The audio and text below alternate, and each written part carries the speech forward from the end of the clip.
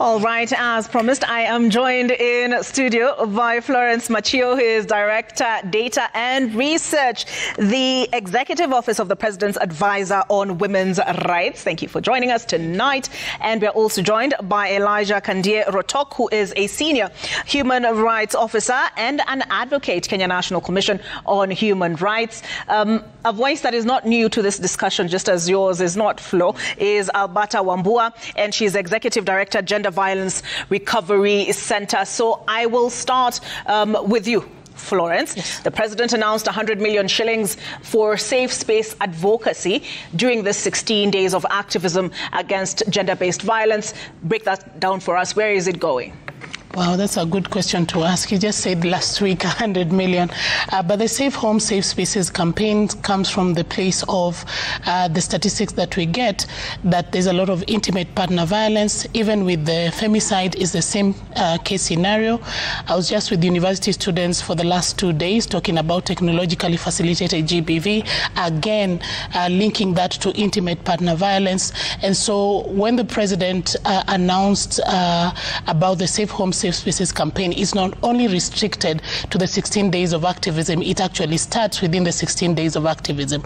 And so far we've started with one activity where we brought in students from 13 universities to engage, come up with innovative ideas, look at what are the challenges within the cyberspace and how do we make the cyber spaces safe for students who interact, very much with the technology.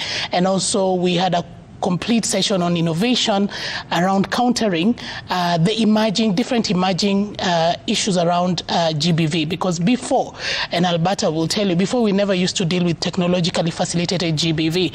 And so we've begun our activities with universities because we believe that is the place where research and innovation occurs, and we need to spur that conversation. Because the solutions will not come from just the government. The solution will come across board. So this is a start, not the fact that it will end within 16 days. Yes. All right. Alberta, have we witnessed in the last few years an escalation in terms of the gender-based violence, especially where women are concerned? The report that we just carried before this has talked about the cases right from January, Scarlett Wahoo, we had Rita Waeni, all the way to the mother, her 12-year-old, and her niece, who were found brutally murdered. The cases seem to be compounding. Are we witnessing an escalation?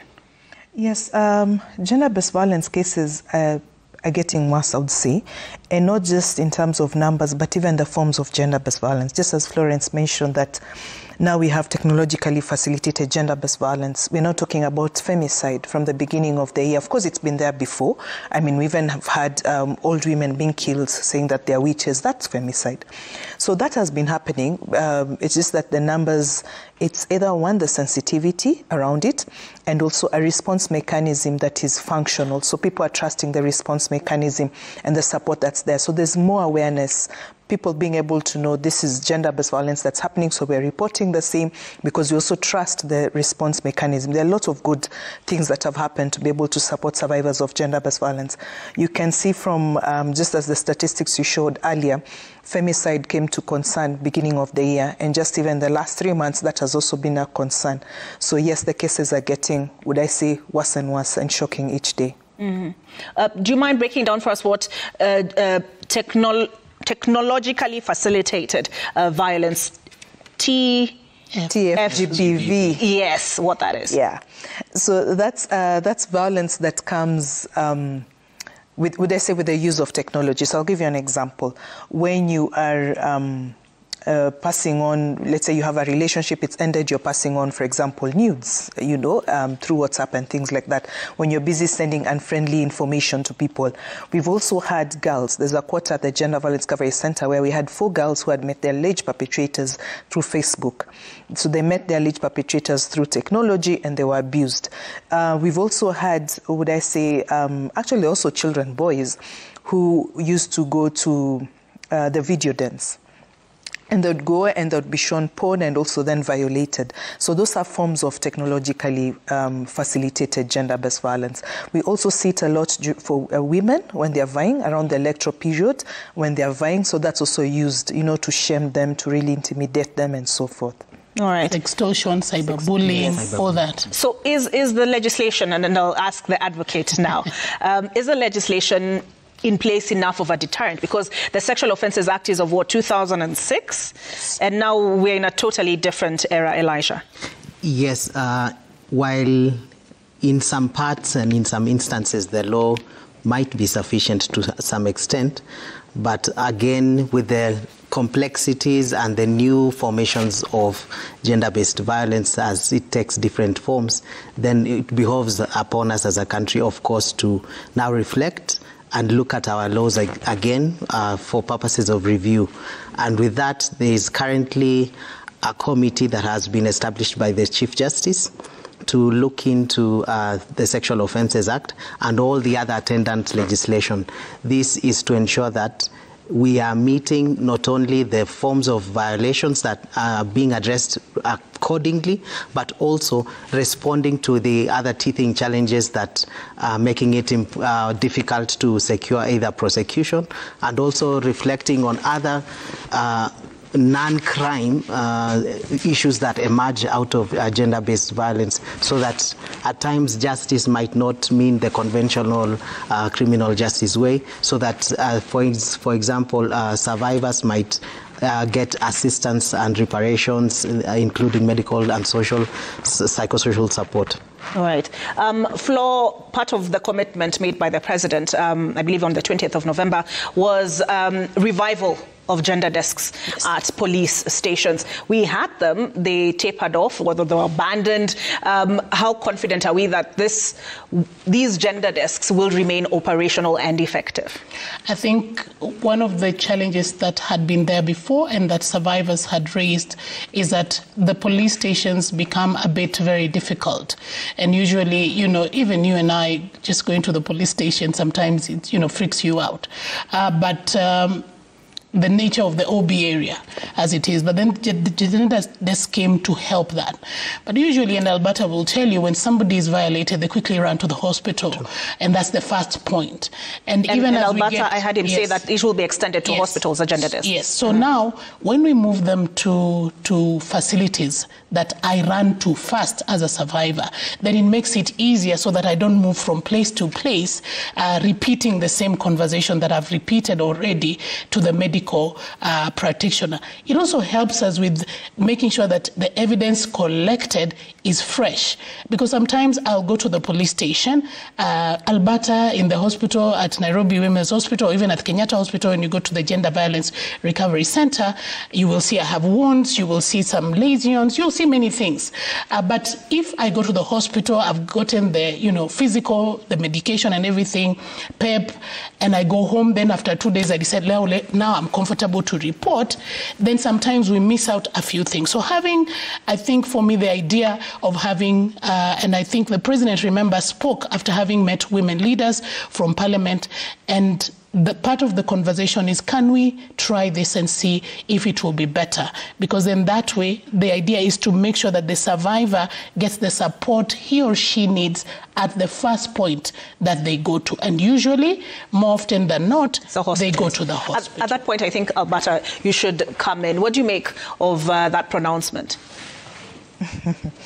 Okay, Olivia, yes, it's good. It's intentionally just having the one-stop, not just physically, but also making it functional, so that then you have, one, you're reducing re-traumatization and someone repeating their story over and over for documentation or for support. So you're having all these services at one point. So that makes it good. And again, if it's at one place, then there's also sensitivity because of addressing unconscious bias, training people, upscaling them and all that, so that then it's more sensitive. So that also helps. And I totally agree. When the survivors who come to the Gender Violence Recovery Center, only interestingly, about 15% will follow through with the court system. But interestingly, at GVSC, for the last 3 years, let's say 2,500 out of 3,700 clients would come to the Gender Violence Recovery Center in a year, actually referred by the police. So that also then reduces the up and down and the time, in terms of getting justice or getting end-to-end support. So it's about the safe spaces. It's not just about shelters, but it's also creating safe spaces that survivors can feel comfortable in terms of reporting, and of course, and also getting support. And the more you're having access to justice and responding to the scene, it also then reduces the impunity around, people violating. Someone knows something is going to be done about it. Mm-hmm. Yeah. And I think of reducing. Sorry, I wanted to say that I think from also a data point of view, I think one of the things, and speaking because of the department I lead, is that we need for us to be able to track that this person went to hospital. That same person is the one who reported the case. That same person is the one who went to the court, and that same person is the one who got justice. That data train of how the survivor has moved is so critical for us to be able to see. As much as we say all these numbers, we need to be able to say that we tracked person A and person A actually got help from here, because then that will help us see who is dropping the ball, and then filling the gaps as we go along. All right. Elijah, is the criminal justice system equal to this task? And I ask that because we had the Kware murders. The suspect in that instance is still at large. Many of these cases drag through the courts. Either witnesses are compromised, or, it takes so long people move, or I don't know if they forget. So many impediments in between. Is the criminal justice system equal to the task? I would say it is to some extent responding accordingly, because the criminal justice system, right from the point of arrest to the point of conviction, would depend on various agencies. And part of the interventions that we've been undertaking is to ensure that there has been a follow-up mechanism and collaboration to reduce any weak link within the justice. It relies upon a proper investigations. It relies upon the decision to charge by the prosecutor.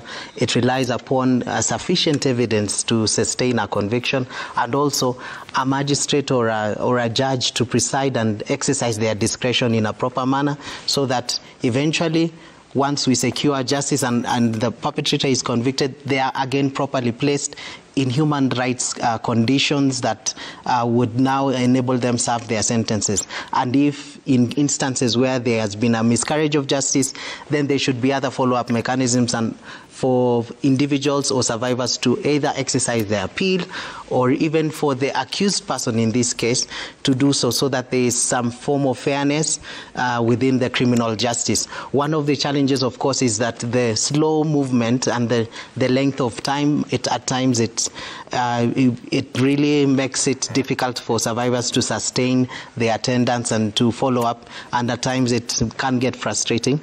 But for those who have sustained and have gotten justice, the ripple effect have been immense within the society in terms of securing justice for survivors. All right. Your last words. The question we're asking, what will it take to end femicide? Succinctly as you're able, Florence.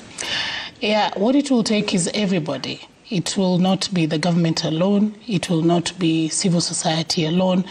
It will be everybody. And one of the things that the Office of the Women's Rights Advisor is, it's one of the mandates we have is to do advocacy around women's rights across ministries and also within the communities. And so most of the times you'll see we do things within the communities because we want, by the end of the day, the community has been informed, knows what people need to do, what is not acceptable by the law, including no kangaroo courts, including, no marrying of your child, all those things. And so I think for me, if you ask me that question again, it's a matter of you and I doing what we need to do. And I was with university students, like I said, the last 2 days. And one of the things we said, we believe that we need the issue of gender. You remember how we used to do HIV AIDS as a unit when you're first here? And so we are saying, how about we also have conversations around gender, the stereotypes, the myths, and all those things that we always think about male and female, and see whether we can start unpacking the stereotypes we carry with ourselves that then push us to do things that we should not be doing against other human beings. All right. Alberta, many times femicide is the culmination of, a period of abuse. What will it take to end femicide? You break the cycle of violence. So create awareness, have the data and research to understand and have evidence programming have response mechanisms, and not just in terms of medical treatment and response, but also, for example, economic empowerment, addressing negative masculinities, addressing negative social norms, and just calling it out. So it's not just about the numbers. Yes, we need to count it and name it. We need first to accept that there's femicide, and we need to get angry enough to stop it. But also then, even if it's one life, that's already serious enough.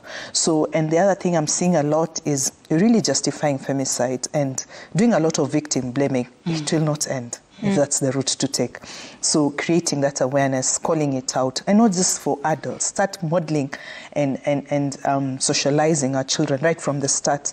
It's just about respecting human rights. It's not a woman's issue. It's about how do we respect each other? How do we make sure that it's a human right issue?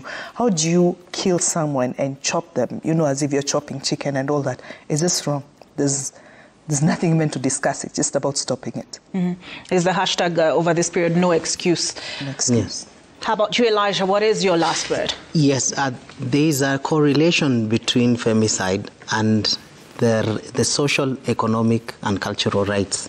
That the realization of these rights that would enable fight and combat against femicide, in the sense that if families are empowered socially, if our cultures are looked at so that any repugnant provisions within our culture are challenged, if our masculinities that are negative can be turned into positive masculinity, where we look at spouses and respect them, their choices and their bodies, then we would reflect upon our society in a better manner, where human rights is respected and each person is respected as an individual, as opposed to also viewing them as an aggressor or viewing them as victims, or taking control over another individual and using violence to try and perpetuate that masculinity or